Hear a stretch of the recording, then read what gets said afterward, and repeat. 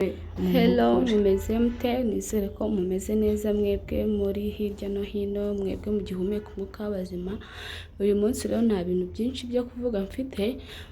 Uyu munsi ni inkuru y'akababaro, ni inkuru iteye agahinda, yuzuye nonaha mu masaha make yashize.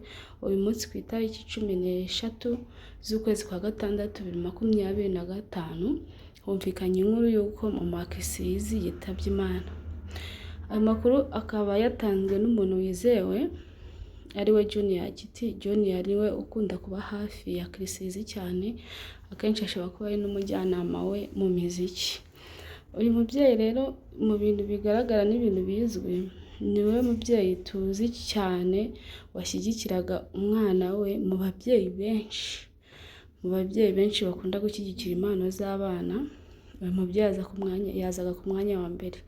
Namwe muba mubibona aka kavidewo kamazeho iminsi.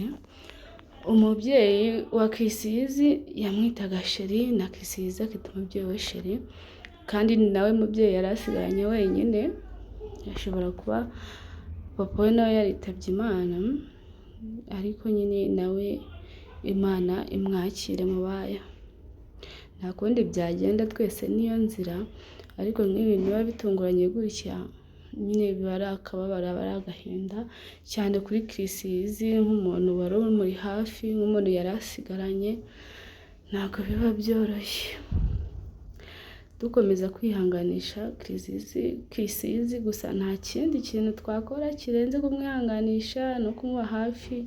Abakunzi be, abafana be, mumuhe hafi, mumwihanganishe. Yego nawe wenda n'umuntu mukuru kwihangana agomba kwihangana, nta kundi byagenda, kuko ntago kuri iyi si tubayeho nk'abashyitsi. Gusa ikidutungura ni uko umuntu wacu agenda tutabishaka, kuko ntago umuntu yaba ari uwawe ngo nimba ko yitabye Imana wumve bikunyuze, nyine uba wumva igihe kitageze, kuko nta kundi twabigenza, ntacyo twakora kugira ngo dukureho urupfu.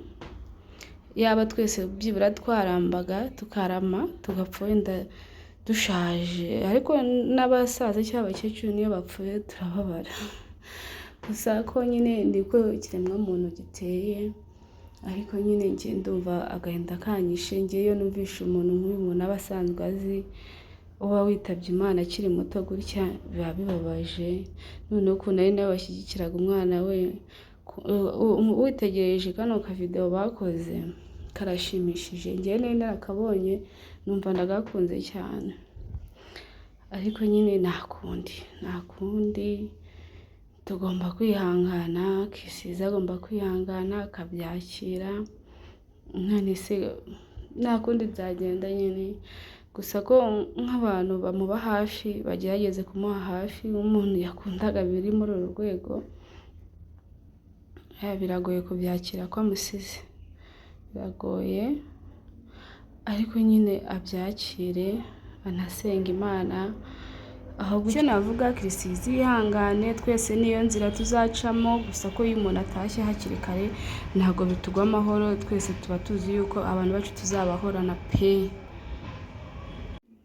Bityo rero umuntu akaba agerageje kuba yabivuga hakiri kare, kugira ngo nk'abakunzi ba Kisizi batari babizi bagerageze bamube hafi, bagerageze bamwegere, nyine babe bari kumwe, kuko buriya umuntu yagize ibyago biba bisaba ko agira abantu bamwegera. Uyu muryango rero wari wishimye pe, wari wishimye, abantu bose barabizi banabibonaga. Kisizi abuze umubyeyi ukomeye cyane, abuze n'umuntu ukomeye cyane muri rusange. Natwe tubuze umuntu ukomeye muri sosiyete, kuko ni umubyeyi wagaragazaga urukundo ku mwana we.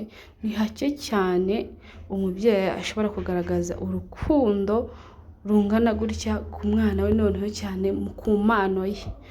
Kugira ngo rero ibi byose bijye bibera isomo ababyeyi, aka kavidewo sinzi niba ababyeyi benshi barakabonye. Umubyeyi wagakurikiye wese pe ajya agerageza ashyigikira umwana we, n'utarakabonye agerageze nawe akarebe cyane, niyo yaba atanakabonye, gushyigikira umwana wawe mu byo akora, kumwereka ko muri hafi, bimuhereza motivasiyo kugira ngo n'ibyo akora ayumva birimo neza. Ariko uzi gukora ikintu ubizi neza ko nta muntu ugushyigikiye mu muryango, ubizi neza ko ababyeyi bose batagushyigikiye, uzi ko niyo yaba ari impano yawe birangira ubiretse. Ariko nk'uyu mubyeyi atanze urugero rwiza, ntawe utabizi, naho Kirisizi yabaga ari yashimangiraga ko mama we ari umubyeyi mwiza, amukunda cyane, n'ibyo akora byose abirebera kuri mama we. Muribuka ko hari n'igihe yigeze kuvuga ngo izi diredi afite n'iza mama we, izi diredi ngo ni mama we wari uzifite, azikuraho arazimuha. Ibaza ariko nk'icyo kintu, umwana noneho akakwibukira nko ku kantu gato nk'ako ngako, ababyeyi bo nta nubwo baba bitaye kumenya ngo umwana wabayeho gutina, baba bitaye kumenya ngo umwana wanjye akeneye iki, reka ahubwo n'ubonye wenda yagiye gukina nk'umupira bati ibyo si ibyawe, uraje uvemo inzara, uraje ugira ute, ati bireke. We akamuhitiramo icyo we atekereza, ariko icyo atekereza ntabwo ari cyo umwana aba ashoboye. Ahubwo twese tugerageze turebe icyo umwana ashoboye, abicyo tumushyigikiramo. Kuko niba umwana wawe ashoboye kuririmba n'urugero, wimujyana mu mupira.